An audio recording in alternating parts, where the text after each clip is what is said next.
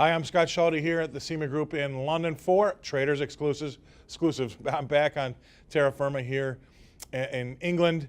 It's good to be back, good to be home. Let's talk about what they've been talking about, right? I like to bring that up because I get on the television a lot during the week and they ask me to talk on certain topics, but you can kind of tell when there's themes. And the biggest theme right now is that yield spike that we've just had in that 10-year. We went up to 322, 21-ish, over the 320 mark.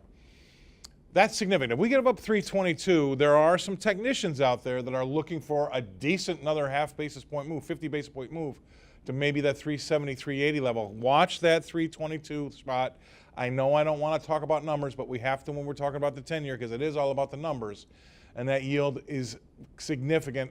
We kind of had a little bit of a shake in the equity markets because of it.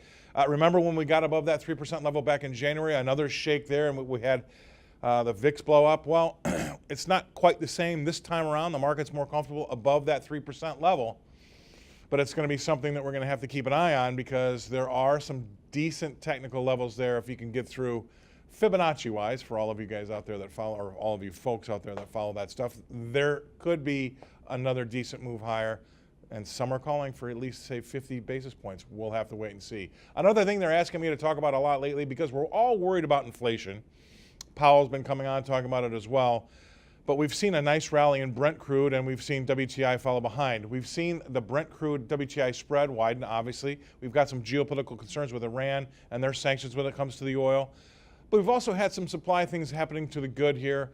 Yes, we do have some low inventories in the States, but that's because we are exporting so much, another good thing. So all in all, the news has been good, but watch that oil price. That could be kind of an inflationary issue. I don't think it's going to run away from us.